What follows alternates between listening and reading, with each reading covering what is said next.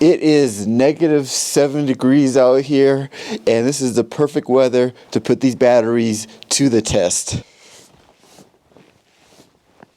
Cold weather can be really tough on cameras and their batteries, but one of the reasons why people buy action cameras is taking them up skiing and up into the mountains.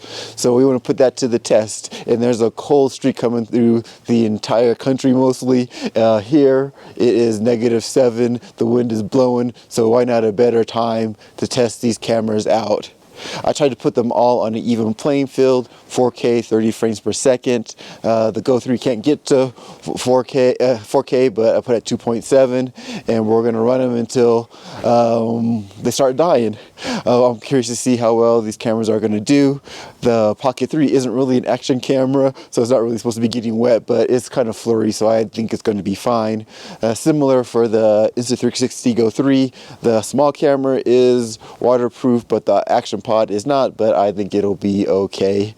So we'll see how these cameras do. It was insanely cold out there. My fingers feel like they are on fire, and I was only out there for a couple of minutes getting everything set up. So this is going to be a real test for all 6 of these cameras.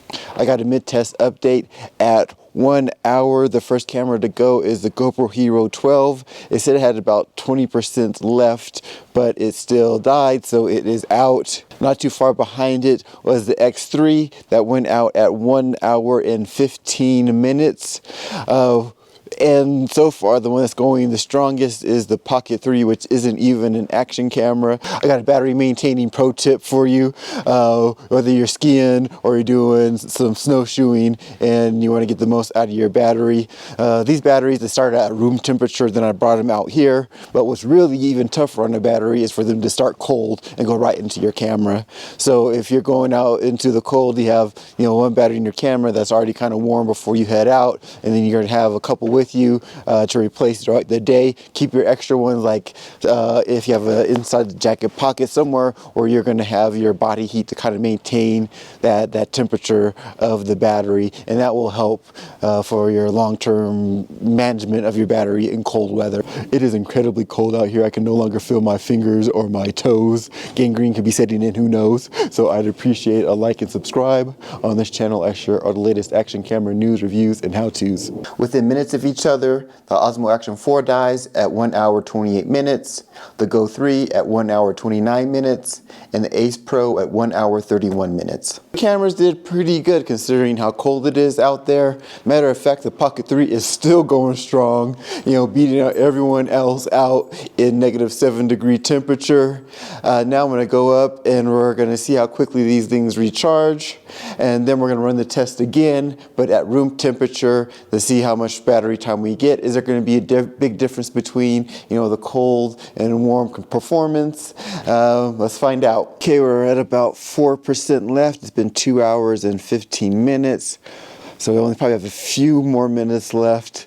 The Pocket 3 performed really well in the cold weather. It just died at a little over 2 hours and 15 minutes, and it's not even an action camera. So it beat out all the competition, the GoPro, the Osmo Action 4, the X3, the Ace Pro. So really good battery, and that is important because you can't swap out the battery, which is a downside. So at least you're going to be able to get a pretty good amount of use out of it in some pretty extreme situations. So really happy with it. If you have a 30-watt power adapter, you're supposed to be able to fast charge the Pocket 3 in around 20 minutes. I don't have one of those adapters, but I do have this portable power station which should allow for fast charging. So we're going to test it out and see if 20 minutes is too good to be true, because that is crazy fast. I've really been happy with this portable power station. I've done a complete video about it on one of my other channels. I'll leave a link in the description if you want to learn more about it, along with the discount code. The main reason I always have it with me when I go out to record is because managing your power and your batteries is just so important. You got multiple cameras, you got your action camera, you got your larger camera, you have the drones, you have your phone, you have your iPad. All these different things need to have power, and this is, I found, to be one of the best solutions, is to have one of these little portable power stations, so you're not constantly having to rely on charging in your vehicle when you're driving. It's a nice little unit. It has has two 120 volt plugs, one type C, which you can do fast charging. You have two USB type A's that have about 5 volts, 12 volt on top. There's a wireless charging pad. There's a little emergency light on there, small compact unit that's easy to carry around and take with you. If you're looking for some power solutions when you're out and about shooting away from home, you might want to consider a power station. Okay, looks like it is fast charging. Let's see how long this takes. Looks like we got to fully charged in a little over 24 minutes. That's not bad. One of the downsides of the Pocket 3 is that you can't, change out the battery. When it dies, you can buy a battery extension, but that costs more money. If you're out recording all day, it's nice to be able to switch out a battery. But if you can't do that, if you have something like this portable power station, you can at least quickly get it back up and charged and going in a little under 30 minutes. Based on the manufacturer specs, it should take 46 minutes to charge using the 30-watt fast charging adapter, but actually it charged quicker than that. It took 34 minutes for the Ace Pro to fully charge. We'll see how the fast charging on the Osmo Action 4 compares with the Pocket 3, same company, similar technology, so I imagine it's going to probably be pretty good. Okay, it should be getting close to 100% charged. I can't tell where we're at when the camera is off, so I'm going to turn it on here, see if it gives us the percentage.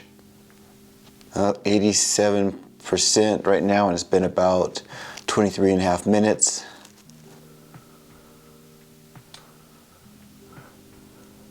Okay, looks like it took a little over 35 minutes to get to 100%.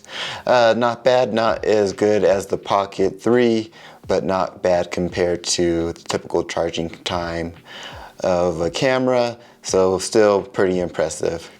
The Pocket 3, the Osmo Action 4, and the Insta360 Ace Pro all have the fast charging. Just got done testing all three of those out, and they all did a good job coming in around 30 minutes or so. But I want to run a test again, recharging using the typical 5-volt charger, so that way it gives us a better comparison on how they're going to compete against the 3 other cameras.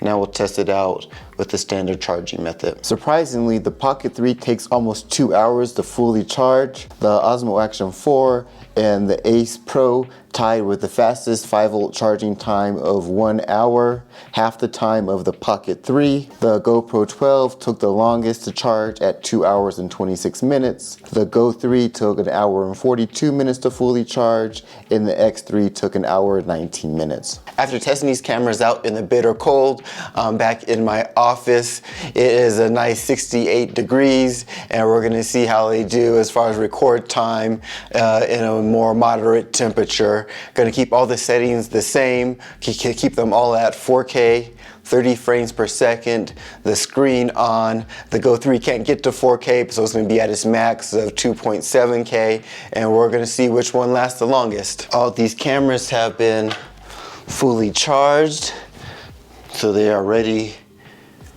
to go, and we'll see how they do. I will say that some of these cameras are older than others, and just over time the quality of the battery degrades. It's still going to give us a good indication how the battery's holding up in these cameras. It's been a little over an hour, so I want to give an update. Our first camera is out. Going out at 1 hour and 1 minute is the GoPro Hero 12, and actually there was about 18% battery left, but it turned off for overheating. Osmo Action 4 was coming in right behind the GoPro as far as burning through battery, so I imagine that's going to be the next one to go. We'll see. We got an update. Dying at 1 hour 27 minutes is the Osmo Action 4, and right behind it, dying at 1 hour 28 minutes is the Insta360 Ace Pro. There are just 3 left: the Pocket 3, the X3, and the Go 3, and they're all lasting longer than I thought they would. It looks like the next one to go is probably going to be the Go 3. We are at 38% on the Pocket 3, which is pretty good. Looks like it's going to be a battle between the X3 and the Pocket 3. The X3 does way better than I was expecting, dying at 1 hour and 50 minutes, which is significantly better than its cold weather performance. We got 2 left, and I thought the Go 3 was going to die a while ago. I thought it was going to go before the X3. But what happened is that I was looking at the battery symbol for the Action Pod, and the Go 3 has its own battery. So the Action Pod battery is dead. Now it is going through the battery in the Go 3 camera. It might be pretty close, but it looks like the Go 3 might edge the Pocket 3 out, because the Pocket 3 here is at 16%. We'll see how it goes. Looks like the Pocket 3 is about to go. We're at 2%. Oh, and I just got a message here that the Go 3 goes at 2 hours and 13 minutes. And it looks like the Pocket 3 is at 1%, just about to go. Oh, there goes the Pocket 3 at 2 hours and 15 minutes. The results are in. The first to go is the GoPro Hero 12. That went out at 1 hour and 1 minute. It overheated, but before it overheated, it was at around 18%, so it wasn't gonna last very much longer anyways. First to go, lost by almost more than double the time of the winner.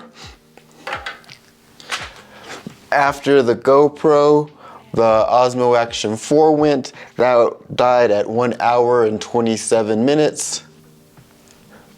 Right behind the Osmo Action 4, we have the Insta360 Ace Pro, which died at 1 hour and 28 minutes. Then we have the Insta360 X3 that came in at a very respectable 1 hour and 50 minutes. Our top 2 that died within less than a minute of each other, we have the Insta360 Go 3 that made it to 2 hours and 14 minutes. Right here we have the winner coming in at 2 hours and 15 minutes. The DJI Pocket 3, very impressive. The results are in. I'm going to start with the cold weather record time, starting with the camera that went out earliest to the one that lasted the longest. Coming in at 1 hour is the GoPro Hero 12. With a record time of 1 hour before dying. Coming in at number 2 is the X3 with a recording time of 1 hour and 15 minutes.